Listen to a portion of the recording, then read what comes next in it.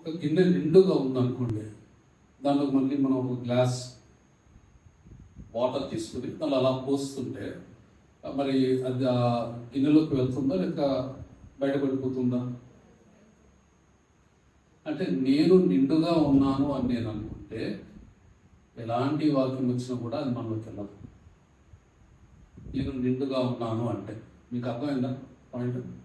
అంత నాకు తెలుసు, అంత నేను పరిశుద్ధాత్మతో నింపబడి ఉన్నాను, అంత సర్వం నేను ఎరిగి ఉన్నాను అంటే ఒక స్వనీతి, నన్ను నేను నిండుగా ఉండిపోయాను అని అనుకుంటే ఎట్లాంటి వాక్యం? కానీ బైబుల్ ఏం చెప్పబడింది?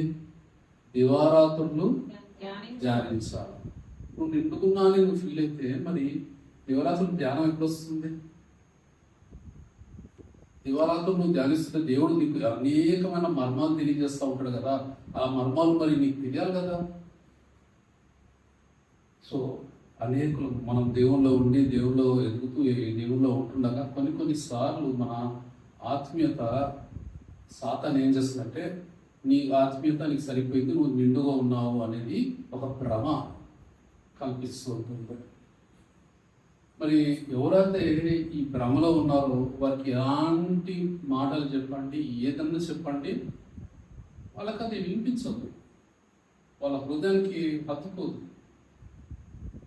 వాళ్ళు చేసేదే కరెక్ట్, వాళ్ళు మాట్లాడేదే కరెక్ట్, ఎందుకంటే వాళ్ళు ఆత్మతో నడిపించిపోయి మేము నిండుకున్నాం అనుకుంటున్నాం. ఒక రకంగా ఆలోచించాలంటే అది కూడా ఒక పాపమే కదా, ఒక రకమైన పాపమే కదా.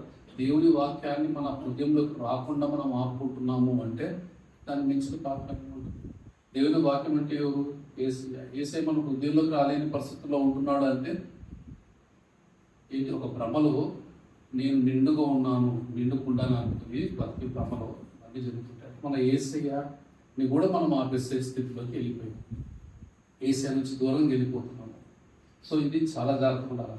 మన ఆత్మీయ ఎదుగుదలలో ఎప్పుడు కూడా ఇంకా కావాలా, దేవుడు ఇంకా కావాలా, ఏసయ్య ఇంకా నాలో ఉండాలా, ఇంకా నేను ఎదగాల, నేను ఎదుగుతుంది సరిపోవట్లేదు అని ఒక తృష్ణ కలిగి ఎప్పుడైతే మనం దేవుని దగ్గర గోజాడి మనం ప్రార్థన చేసి మనల్ని మనం ఓపెన్గా అలా పెట్టి, తండ్రి నేను చాలా చిన్నవాడిని, నా మనసు ఎంత, నేను ఎంత, నాకు ఇంకా జ్ఞానం అనుగ్రహించు, నాకు ఇంకా వివేచన అనుగ్రహించని మనం ఎప్పుడైతే ప్రార్థన చేస్తూ మనల్ని విరిగి నలిగిన హృదయంతో మనం ఉంటామో అప్పుడు దేవుడు నిండుతూనే ఉంటాడు.